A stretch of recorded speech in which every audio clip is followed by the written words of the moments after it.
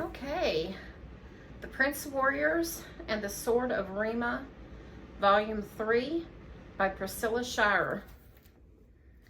Chapter Smith. Chapter 6, Smoke and Swords. Xavier didn't realize he was falling until he actually landed. He thought he had just gotten dizzy or stepped into a weird daydream.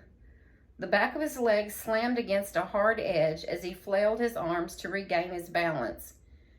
His head, thankfully cushioned by the helmet, cracked against something sharp. He lay a moment, stunned, trying to get his bearings. Xavier! Xavier heard Levi's and Brianna's voices calling to him, wondering where he went, but they seemed far away. He sat up and looked around, rubbing the back of his leg, which stung badly. He'd have a bruise for sure. His breastplate dimly lit the space. He had apparently fallen into a narrow crevice in the rock wall. His back rested against a hard edge. He felt around to see what it was. A flat, smooth top, a shelf or ledge of some sort. He reached higher, and there was another one. Steps. He turned slightly and saw the faint outline of a narrow staircase nestled in the crevice, so perfectly fitted that it seemed to be a part of the rock itself. Xavier, what happened? Brianna's voice called more sharply this time. I'm okay, Xavier shouted. There's a crack in the wall and I fell in, but I found something. Steps, like a staircase. Xavier pulled himself to his feet and went up a couple of steps. I think this is the way to the top. Come on. He moved up a few more steps, anxious to see where they led, but also concerned that his friends found their way without falling in as he had done. So he waited until the glowing breastplates began to appear, one at a time, in the narrow fissure. The kids were all talking at once. Found it. Okay, cool. It's dark. Ouch! That was my foot. Sorry. Finally, he heard Finn's voice. We're all here. Xavier was thankful Finn had chosen to stay in the back to make sure the others, especially Evan, made it through safely. Hearing his calm assurance gave Xavier a sense of peace in moving forward.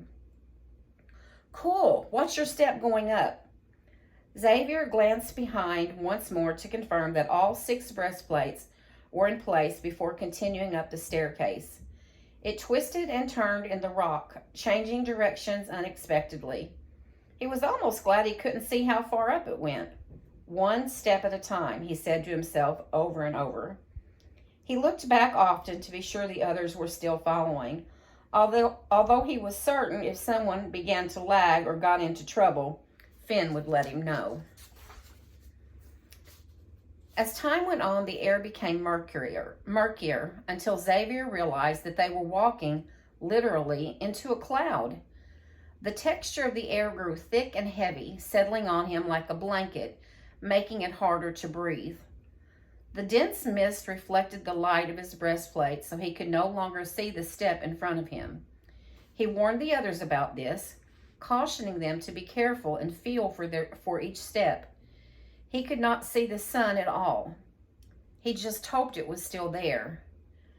Finally, just when he was certain this climb would never end, Xavier's head poked out of the cloud. He stopped short, staring in awe at the view that greeted his tired, mist-filled eyes. He felt a lump rise in his throat. The mountain of Rima. It looked much different from this vantage point than it had from below. Instead of seeming remote and forbidding, it was a vibrant, pristine landscape of brilliant color and absolute serenity. Hey man, why'd you stop? Xavier heard Levi's voice but didn't respond. He couldn't find words in his throat. He took a few more steps until he was completely out of the cloud. It was like stepping onto a new planet. Once his feet had reached the top stair, he stepped out onto a wide ledge that encircled a huge crater. The crater seemed almost as big as the Grand Canyon, which he had visited a few years back with his family. A thick bed of clouds surrounded the crater, so it seemed to be floating. The inside of the crater sloped steeply from where he stood to a small hole in the center that glowed red, as if there was fire deep within. It mirrored the color of the huge and swollen sun, already sinking beyond the edge of the world, setting cloud and sky aflame. Xavier felt lightheaded, like he was getting dizzy. Maybe it was the altitude. He knew they must be up pretty high. He had heard about people getting sick and disoriented at the tops of big mountains. How high were they? How long had they climbed? He couldn't sort out what had happened before this moment. Dragons and spikes and... Suddenly, Xavier wasn't sure how he had gotten to the top of the mountain at all. But he did notice one thing that made his heart plummet. There was no longer any smoke coming from the crater, not even the smallest whiff. "We're too late," he murmured, as Levi broke through the cloud and stepped up to join him. "The breath is gone." Xavier felt a weakness in his legs. They had traveled a very long way, and all for nothing. "So this is the mountain of Rima," Levi murmured. He sounded uncertain, as if he too were confused by the altitude or the otherworldliness of the view. Xavier took several deep breaths, feeling as though there was not enough air to fill his lungs. He heard Levi breathing hard too. One by one, the others came up out of the cloud and took their places on the edge of the crater. They were all quiet, each of them as breathless as Xavier and Levi, because of the beauty of the scene and the scarcity of the air. And yet Xavier knew they all felt as he did when they saw that the breath of the source had stopped flowing. Discouraged and crestfallen, they had failed. "The breath," Brianna whispered. "Where is it?" "We need it," said Ivy, her voice weak. "I don't feel well." "Altitude," said Manuel, breathing in short gasps. "I could use my inhaler." "But the sun has not set all the way," said Levi, straining for air. "Maybe there's a chance." Xavier gazed at the last bit of sun that rested on the horizon. He shook his head. No, it was just too late. No breath, gone. He wanted so badly to lie down and rest, close his eyes for a moment. He struggled to resist this feeling, to stay alert, but was getting more and more difficult.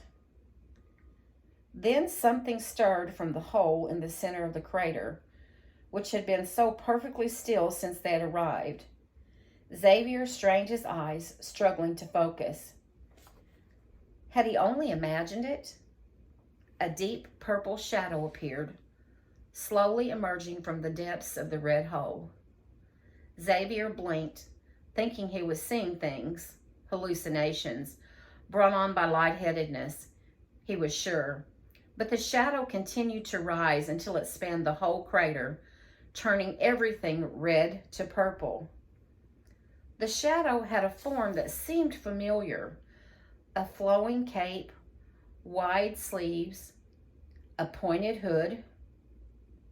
It was Ruach, but he was huge, his robe not solid but transparent, rippling as if he were in the center of a storm, and his face, normally dark inside the hood, was now a brilliant shaft of light that nearly blinded the prince warriors.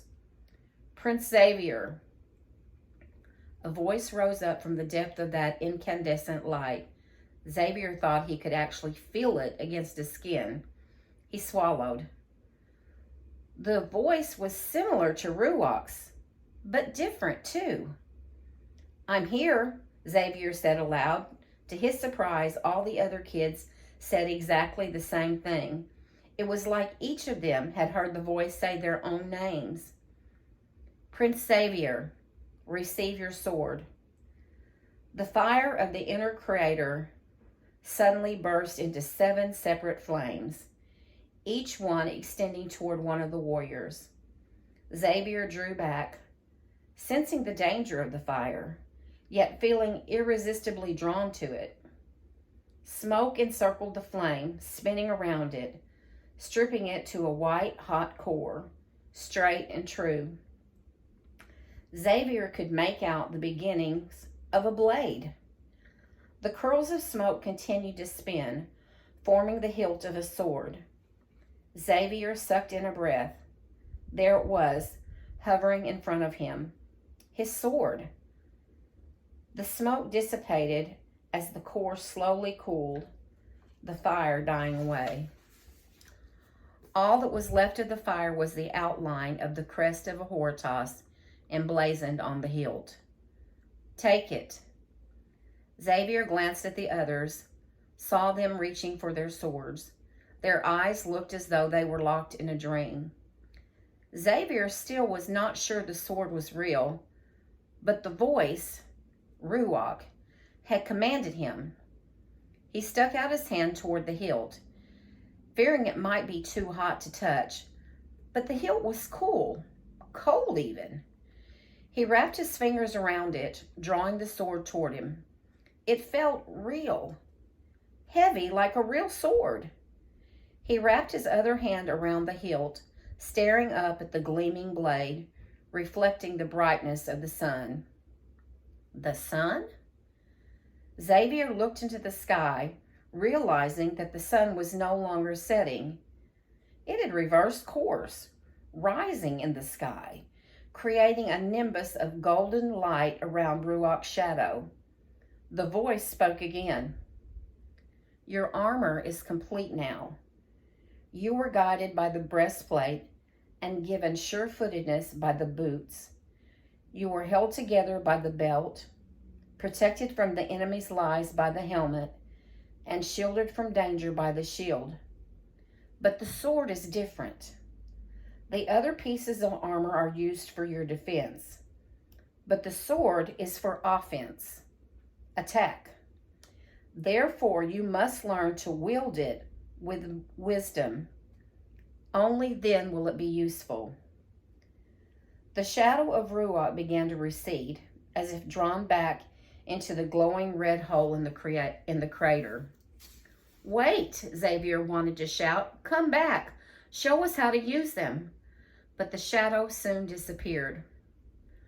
For a long time, no one said anything, afraid to disturb the sacred stillness of the moment. But then Evan began to shout, This is so cool. We got the swords. Look at us. He struck a heroic pose, sword pointed in the air. The silence broke and the others began to laugh along with him, also striking cool poses for each other. Wish I had my phone, said Ivy. This would make a great picture. Xavier felt unsettled by their sudden playfulness. He wanted to remind them that the sword was not a toy, that they had to learn to use it correctly, to wield it with wisdom. And yet, as he looked at his beautiful sword, he couldn't help but break into a wide grin. It hadn't been a dream or hallucination. They really did get their swords. It's heavy, said Manuel, holding his with both hands. Duh, said Evan, rolling his eyes. It's a sword, a real sword. Evan swung his sword in a circle. Manuel had to jump backward to avoid being hit. Please be careful, Manuel cried. Sorry. Let's wait until we are not standing on the edge of a crater, okay? There's something engraved in the blade, said Brianna, but I can't read it. The letters are kind of funny. That weird a Horatos language, said Ivy. She tried to pronounce a few of the letters, but gave up quickly. Maybe Ruach will explain it sometime. We should go back down now, said Xavier.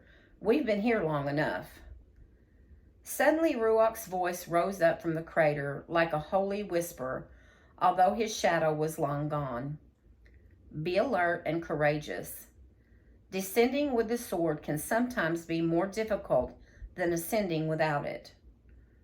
What did it say? Asked Evan, too busy with his new sword to pay attention. He said going down might be more difficult than going up. More difficult? Asked Evan with a huff. Why couldn't Ruach just whisk us back to the cave, or at least take us to the castle for some ice cream? We completed the mission, didn't we? We got the swords before the sunset. That should be enough, shouldn't it? Don't you think it's strange that it was Ruach we saw coming out of the mountain, where the breath was coming from before? Asked Brianna, her voice lilting as if she had just thought of something she hadn't considered before. What if Ruach is the source? Huh? Said Ivy. Then she too appeared to be thinking about the connection. Nah, said Evan, shaking his head. Not possible. Maybe he is the breath, said Finn in a low voice. The others looked at him. What do you mean? Asked Evan. He came up out of the crater, like the breath. You're saying Ruach is the breath of the source? Evan said, his voice rising in disbelief. I can breathe a lot better now after he showed up, said Manuel, inhaling deeply. So can I, said Brianna. I don't feel dizzy or lightheaded anymore. They looked from one to the other, amazed at this possibility. You mean he's not just a little purple dude who runs around sending us on wild goose chases? Why didn't he just say so? Asked Evan, throwing up his hands. He likes it better when we figure stuff out ourselves, said Brianna. Tell me about it, said Evan with a deep sigh.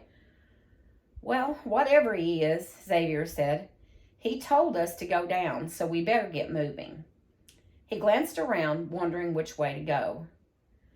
I hope we don't have to go back down the way we come up, said Manuel, glancing at the cushion of cloud that surrounded them. This way, said Finn. He was pointing to where the staircase had been, only it wasn't there anymore. Instead, the clouds had parted to reveal a wide, rocky slope covered in green moss. Where'd that come from? Asked Evan. No ledge. Awesome, said Ivy. Are you sure it's real? Asked Xavier. He was breathing easier and his head felt clearer, but he wasn't 100% sure that he could trust his own senses. Let's go, shouted Evan, who didn't seem to be having the same trouble. He dashed past Finn and ran down the hill, swinging his sword around as he went. The others followed, laughing and shouting with joy. Wait! Xavier ran after them, calling out the words Ruach had spoken. The descent is harder. But no one was listening.